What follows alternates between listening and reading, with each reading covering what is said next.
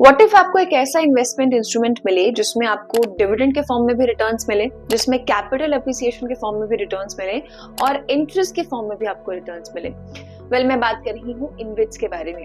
InvITs क्या होते हैं, किस तरह के होते हैं, कितने टाइप्स के होते हैं, इंडियन इन्वेस्टर्स इसमें कैसे इन्वेस्ट कर सकते हैं, ये सारी चीजें हम लोग आज के सेशन में देखेंगे कि व्हाट आर इनविट्स, इसका स्ट्रक्चर क्या है, कितने टाइप्स के हैं, आप इसमें कैसे इन्वेस्ट कर सकते हैं, और इसके अलावा हम लोग बात करेंगे इसके प्रोज एंड कॉन्स के ऊपर। तो चलिए स्टार्ट करते हैं। सबसे पहले जानते हैं कि what are actually InvITs. So InvITs क्या होते हैं, सबसे पहले वो देख लेते हैं। InvITs is a short form for infrastructure investment trust. ये भी आपके क्या है कि इन्वेस्टमेंट इंस्ट्रूमेंट ही है जिसे सेबी के थ्रू रेगुलेट किया जाता है। इसे भी कौन रेगुलेट करता है, इसे भी सेबी ही रेगुलेट करता है। तो इनविट्स की अगर बात करें तो इनविट्स और रीट्स कई बार इन्वेस्टर्स को लगता है कि एक जैसे हैं, काफी सिमिलैरिटीज हैं दोनों में ही, लेकिन दोनों ही एक दूसरे से बहुत अलग हैं। इसी के रीट्स मैंने पहले भी कई एक्सप्लेनर्स में रीट्स के ऊपर बात की है। इसी के थ्रू समझते हैं कि इनविट्स क्या होते हैं। जैसे रीट्स की बात करें तो रीट्स में भी एक ट्रस्ट होता है जो कि क्या करता है, रियल एस्टेट में इन्वेस्ट करता है। रियल एस्टेट के एसेट्स होते हैं उस ट्रस्ट के पास, यानी कि पैसा रियल एस्टेट में जा रहा है। लाइकवाइज इनविट्स की अगर बात की जाए तो इनविट्स भी आपका एक ट्रस्ट हो गया जो कि क्या करेगा, अल्टीमेटली जिसका पैसा कहाँ पर इन्वेस्टेड होगा, इंफ्रास्ट्रक्चर एसेट्स में यहाँ पर पैसा आपका इन्वेस्टेड हो जाएगा। तो यहाँ पर दोनों में काफी सिमिलैरिटीज हैं, ये दोनों बहुत अलग है। इंफ्रा एसेट्स की बात करें तो जैसे कि रोड्स हो गए, ब्रिजेस हो गए, कोई पावर प्लांट्स हो गए, तो ये सारे आपके इंफ्रा एसेट्स में आ जाएंगे, यहाँ पर पैसा लगाया जाता है। एक बड़ा ट्रस्ट होगा जिसके पास मल्टीपल इस तरीके के एसेट्स हो सकते हैं, राइट। इसमें जो है ना बड़े बड़े प्रोजेक्ट इन्वॉल्व होते हैं, तो अल्टीमेटली यहाँ पर रिटर्न्स भी जो है अच्छे देखने को मिल सकते हैं, पोटेंशियल रहता है, राइट। इसके अलावा अगर हम बात करें तो इनविट्स कहीं ना कहीं म्यूचुअल फंड से भी थोड़ी बहुत सिमिलैरिटी रखता है। अब आप बोलेंगे कि म्यूचुअल फंड से कैसे सिमिलैरिटी रखता है। म्यूचुअल फंड्स की अगर हम बात करते हैं तो म्यूचुअल फंड्स कैसे काम करता है, बहुत सारे इन्वेस्टर से, मल्टीपल इन्वेस्टर से पैसे को पूल करता है और फिर उसे स्टॉक्स में इन्वेस्ट करता है, राइट। इनविट्स क्या करता है, ये भी सेम कॉन्सेप्ट पे काम करता है। इनविट्स पे एक ट्रस्ट हो गया आपका जो बहुत सारे इन्वेस्टर्स से पैसे को पूल करेगा, मनी पूल करेगा और अल्टीमेटली उस मनी को कहां पर लगाएगा, वो इंफ्रा एसेट्स में लगाएगा। तो लाइकवाइज थोड़ा सा सिमिलैरिटी आ जाती है। इसके अलावा म्यूचुअल फंड्स के लिए स्पेशल मैनेजर्स होते हैं, प्रोफेशनल मैनेजर्स होते हैं जो कि म्यूचुअल फंड्स को मैनेज करते हैं। लाइकवाइज इनविट्स में भी मैनेजर्स होते हैं। अभी आगे हम स्ट्रक्चर को लेकर बात करेंगे, तब आपको और क्लैरिटी मिल जाएगी कि यहाँ पर भी मैनेजर्स के थ्रू कैसे इनविट्स को मैनेज किया जाता है। तो ये थोड़ी सी सिमिलैरिटी जो है वो देखने को मिलती है। इसके अलावा अगर हम बात करते हैं तो इनविट्स का एक अच्छा खास फीचर ये है कैपिटल अप्रिसिएशन का। कैपिटल अप्रिसिएशन कैसे होता है, क्योंकि इनकी लिस्टिंग होती है स्टॉक एक्सचेंज में।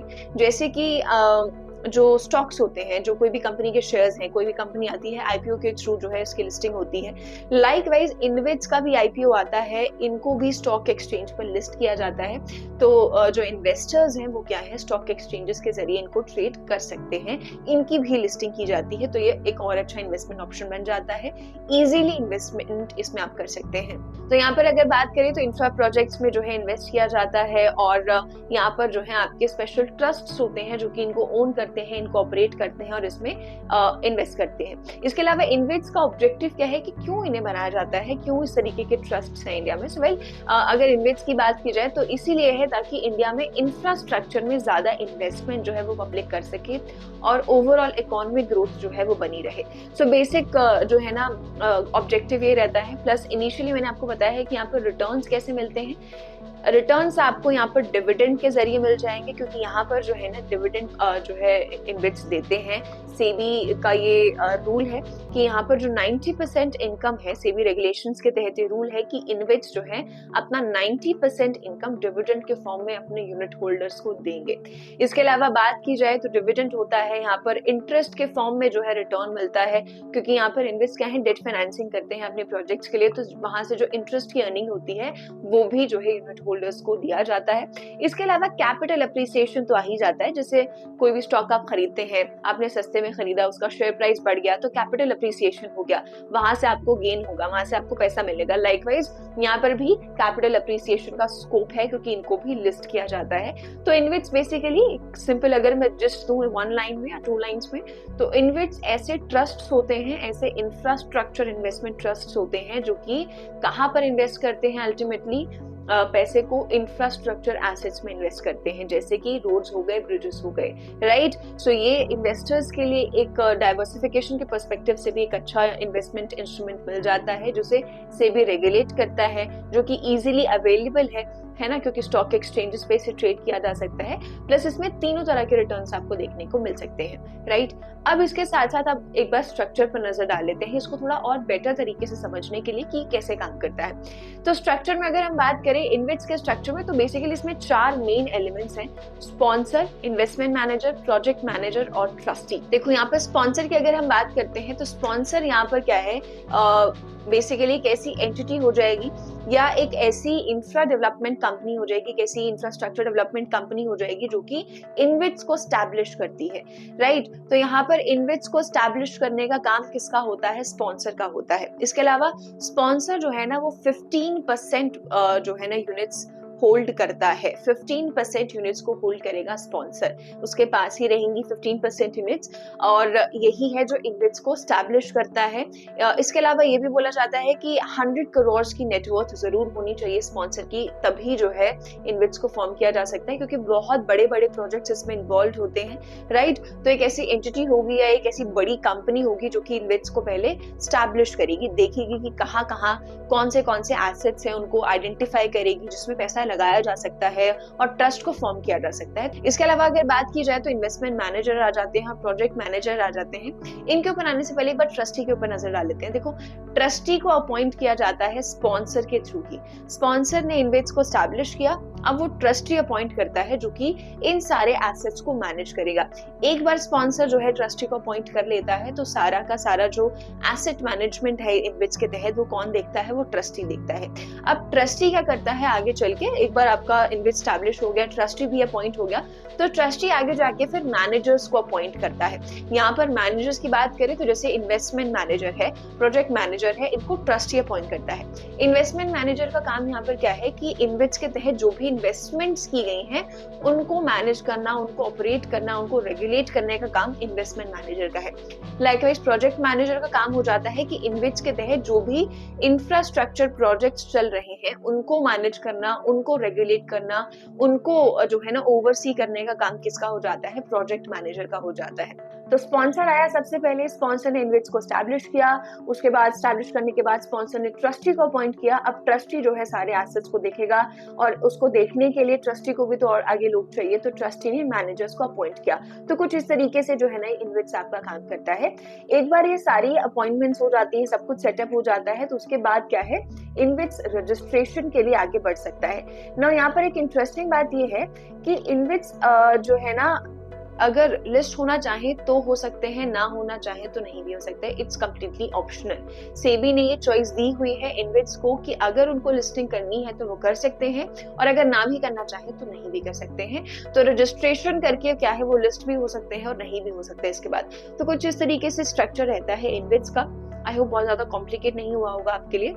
अब बात कर लेते हैं इन्वेट्स किस तरह के होते हैं। अगर आप इन्वेस्टमेंट के पर्सपेक्टिव से ये वीडियो देख रहे हैं तो आई एम श्योर आपको ये जानना जरूरी होगा कि किस तरह के इन्वेस्ट जो है ना होते हैं। सबसे पहले आ जाता है एनर्जी, जैसे कि पावर जनरेशन, डिस्ट्रीब्यूशन से रिलेटेड आपको इन्वेट्स देखने को मिल जाएंगे। इसके अलावा ट्रांसपोर्ट्स और लॉजिस्टिक्स, जैसे टोल रोड्स वगैरह हो गए, ऑपरेटिंग हाईवेज वगैरह हो गए, इस तरह के इन्वेट्स आपको देखने को मिल जाएंगे। इसके अलावा कम्युनिकेशंस, जो टेलीकॉम टावर्स लगाए जाते हैं बड़े बड़े, ऑप्टिकल फाइबर नेटवर्क्स जो आपके लगाए जाते हैं, इससे रिलेटेड इन्वेट्स भी आपको देखने को मिलेंगे, यानी कि ये एसेट्स हो जाएंगे उस इन्वेट्स के तहत। इसके अलावा सोशल और कमर्शियल इंफ्रास्ट्रक्चर वाले इन्वेट्स भी आपको देखने को मिलेंगे, है ना, यानी कि ऐसे इन्वेट्स जो कि पार्क्स वगैरह बनाएंगे, ऐसे इस तरीके के स्पेसेस जो है वो बनाएंगे, कमर्शियल स्पेसेस। इसके अलावा वाटर और सैनिटेशन, जैसे कोई इरिगेशन नेटवर्क्स वगैरह बनाने होंगे, राइट, कोई इस तरीके के प्रोजेक्ट्स लाने होंगे, तो ऐसे इन्वेट्स भी आपको देखने को मिलेंगे। तो ब्रॉडली जो है अगर हम देखें तो इस तरह के इन्वेट्स हमें देखने को मिलते हैं अगर हम जा रहे हैं इंफ्रास्ट्रक्चर के बेसिस पे। तो इंफ्रा के बेसिस पे इस तरीके के इन्वेट्स देखने को मिल जाते हैं, ये बेसिक है।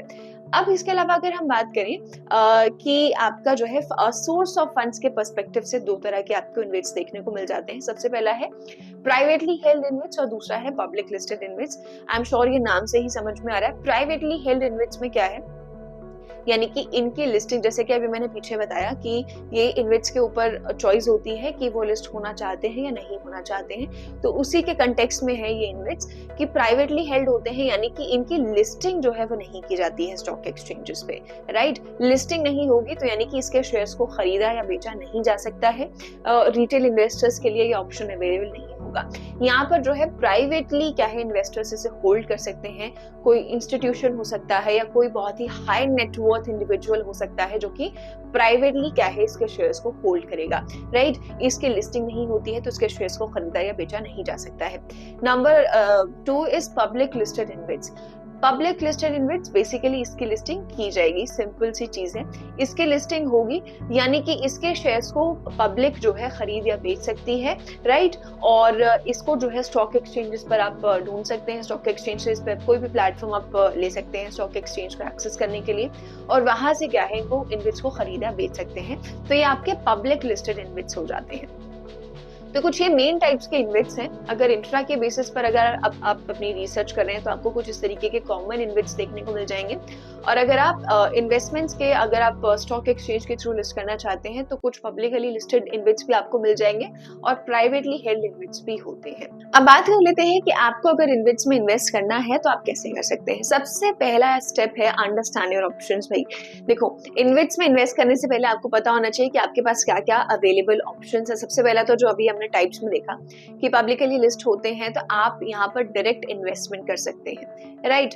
आपको कुछ करने की जरूरत नहीं है, आपने बस अपना अकाउंट बनाया और आपने डायरेक्टली इन्वेस्ट किया। आपने ऑफ कोर्स अपनी रिसर्च भी की और आपने डायरेक्ट इन्वेस्टमेंट कर दी। आपने स्टॉक्स जो है शेयर्स जो है वो खरीद लिए, जो भी आपका डिजायर्ड इन्वेस्ट है उसके अलावा आप म्यूचुअल फंड के जरिए भी यहाँ पर इन्वेस्ट कर सकते हैं। म्यूचुअल फंड्स के जरिए कैसे? कुछ म्यूचुअल फंड्स जो है वो इन्वेस्ट में भी इन्वेस्ट करते हैं। हालांकि ध्यान रखेंगे कि म्यूचुअल फंड्स जो कंपनीज हैं, जो एएमसीज हैं, वो बहुत ही लिमिटेड अमाउंट में इन्वेस्ट में इन्वेस्ट करते हैं, बहुत ज्यादा उनको अलाउड भी नहीं है। सो म्यूचुअल फंड्स भी अल्टीमेटली इन्वेस्ट करता है। तो अगर आप स्टार्ट करना चाहते हैं तो एक अच्छा ऑप्शन हो सकता है आपके लिए, लेकिन आपको अपने फाइनेंशियल एडवाइजर से जरूर इसके लिए कंसल्ट करना होगा, पहले अपनी खुद की रिसर्च जरूर करनी होगी, राइट। सो म्यूचुअल फंड्स के जरिए भी मैं आपको ऑप्शन बता रही हूँ कि म्यूचुअल फंड्स के जरिए भी आप इन्वेस्ट कर सकते हैं और डायरेक्ट इन्वेस्टमेंट भी आप अगर करना चाहिए तो कर सकते हैं। Step 2 is to choose, right, because अभी हमने देखा कि अलग अलग टाइप्स हैं इन्वेस्ट के, तो पहले आप अपनी रिसर्च कीजिए, राइट। चूज करने के लिए सबसे क्रूशियल स्टेप जो है, कहीं भी कभी भी इन्वेस्ट करने के लिए बहुत जरूरी है रिसर्च, विच इज प्राइमरी। तो पहले रिसर्च कीजिए और उसके बाद आप कंपेयर भी करिए। अगर इंडियन मार्केट की बात करें तो इंडियन मार्केट में अभी इन्वेस्ट को लेकर बहुत ज्यादा ऑप्शंस नहीं हैं, लिमिटेड ऑप्शंस जो है वो हमें देखने को मिलते हैं। लेकिन जितने भी ऑप्शंस हैं उसमें आप जरूर कंपेयर करिए इन्वेस्ट को कि इस इन्वेस्ट में कितना रिटर्न है, कितना इसमें कितना रिटर्न पोटेंशियल है। ये सारी चीजें जो बेसिक आप जब स्टॉक्स लेते हैं तब कंपेयर करते हैं कि सेक्टर के स्टॉक्स को, तो इस तरीके की चीजों को इन्वेस्ट में भी अप्लाई करिए, रिसर्च करिए और कंपेयर भी करिए और फिर फाइनली चूज करिए कि आपके गोल्स के हिसाब से, आपके इन्वेस्टमेंट स्टाइल के हिसाब से कौन सा इन्वेस्ट आपके लिए बेहतर है, राइट। और स्टेप 3, गेट स्टार्टेड इजी। उसके बाद अगर आपको एक बार पता चल जाए कि हाँ मुझे कौन से ऑप्शन में इन्वेस्ट करना है, डायरेक्ट करना है, इनडायरेक्टली करना है, कौन सा इन्वेस्ट मुझे चाहिए, आप अपना एक डीमैट अकाउंट बनाइए। जैसे आप नॉर्मल स्टॉक्स के लिए करते हैं तो आप अपना एक डीमैट अकाउंट बनाइए और अपनी सारी नेसेसरी डिटेल्स जो है वहां पर दीजिए। कोई भी आप आजकल बहुत सारे ऑनलाइन प्लेटफॉर्म्स आ गए हैं जिसके थ्रू आप डीमैट अकाउंट खोलकर स्टॉक एक्सचेंजेस पे जो भी चीजें हैं उन पे ट्रेड कर सकते हैं। तो डीमैट अकाउंट खोलकर आप जो है यहाँ पर इन्वेस्टमेंट कर सकते हैं। It's very easy. जैसे स्टॉक्स में इन्वेस्ट करते हैं वैसे ही अगर आप पब्लिकली लिस्टेड इन्वेस्ट में ट्रेड करना चाहते हैं तो वैसे ही सेम तरीके से आप इन्वेस्ट कर सकते हैं। बस आपको अपनी रिसर्च को स्ट्रॉन्ग रखना है। अब आगे बात कर लेते हैं प्रोज एंड कॉन्स में। अगर आप इन्वेस्ट करने की सोच रहे हैं तो प्रोज एंड कॉन्स में आपको जरूर पता होने चाहिए। बेसिक मैं आपको बता देती हूँ। सबसे पहले तो है डाइवर्सिफिकेशन, राइट। देखो, प्रो इसका एक यही है कि यहाँ पर डाइवर्सिफिकेशन हमें देखने को मिलता है। अगर आप इन्वेस्ट में इन्वेस्ट करते हैं तो एक कंप्लीटली न्यू एसेट क्लास जो है आपको देखने को मिल जाती है। एक कंप्लीटली नई एसेट क्लास में आप इन्वेस्ट करते हैं, राइट। और इसके थ्रू क्या है, इन्वेस्ट के थ्रू एक पार्शियल ओनरशिप भी जो है इंफ्रास्ट्रक्चर एसेट्स में इन्वेस्टर्स को मिलती है। भले ही मैं 2 यूनिट्स खरीदूं, भले ही मैं 10 यूनिट्स खरीदूं, भले ही मैं 100 यूनिट्स खरीदूं, कहीं ना कहीं बहुत ही पार्शियल ओनरशिप जो है वो मुझे इंफ्रा एसेट्स की मिल जाएगी इस जो है ना इन्वेस्टमेंट ऑप्शन के जरिए। तो एक डाइवर्सिफिकेशन का ऑप्शन मिल जाता है। अगर आपको लगता लगता है कि आपको डाइवर्सिफाई करना है अपना पोर्टफोलियो, तो ये एक ऑप्शन आपको मिल सकता है। इसके अलावा प्रोफेशनल मैनेजमेंट है यहाँ पर, जैसे कि मैंने कहा कि म्यूचुअल फंड्स के जैसा ही है। जैसे म्यूचुअल फंड्स में मैनेजर आपके लिए मैनेज करते हैं पूरे म्यूचुअल फंड को, वैसे ही यहाँ पर भी प्रोफेशनल मैनेजर्स हैं जो इन्वेस्टमेंट को देखते हैं, जो कि प्रोजेक्ट को मैनेज करते हैं। तो प्रोफेशनल मैनेजमेंट का ऑप्शन यहाँ पर आपको मिल जाता है। इसके अलावा बात करें तो रेगुलर इनकम जनरेशन है। रेगुलर इनकम कैसे है? डिविडेंड्स के फॉर्म में। यहाँ पर जो डिविडेंड्स दिए जाते हैं या तो वो क्वार्टरली बेसिस पर दिए जाते हैं या बाय एनुअल बेसिस पर दिए जाते हैं। ये मैंडेटरी है देना, ये सेबी के रेगुलेशंस के तहत है। तो एक रेगुलर इनकम जनरेशन आपको मिल गया डिविडेंड के फॉर्म में। इसके अलावा इंटरेस्ट के फॉर्म में भी आपको जो भी इंटरेस्ट के फॉर्म में जो भी इनके पास पैसा आएगा इनविट्स के पास, वो भी जो है शेयर होल्डर्स को दिया जाता है। तो यहाँ पर एक रेगुलर इनकम जनरेशन का सोर्स बन गया।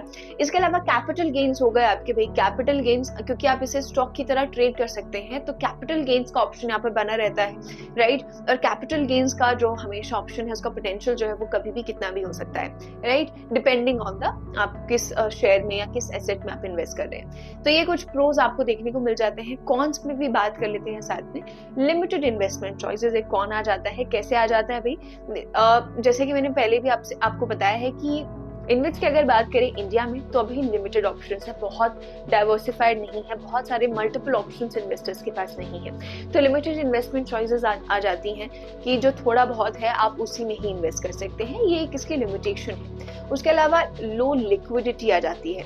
अब आप बोलेंगे कि इसे तो स्टॉक एक्सचेंज पे ट्रेड किया जाता है, तो इसे तो कभी भी खरीदा या बेचा जा सकता है, बिल्कुल, लेकिन इसमें लिक्विडिटी कम हो जाती है। क्यों कम हो जाती है? क्योंकि यहाँ पर अब इन्वेस्ट के बारे में बहुत ज्यादा लोगों को नहीं पता है, इन्वेस्टमेंट चॉइसेस भी कम है, तो इससे लिमिटेड पार्टिसिपेशन जो है इन्वेस्टर्स का देखने को मिलता है।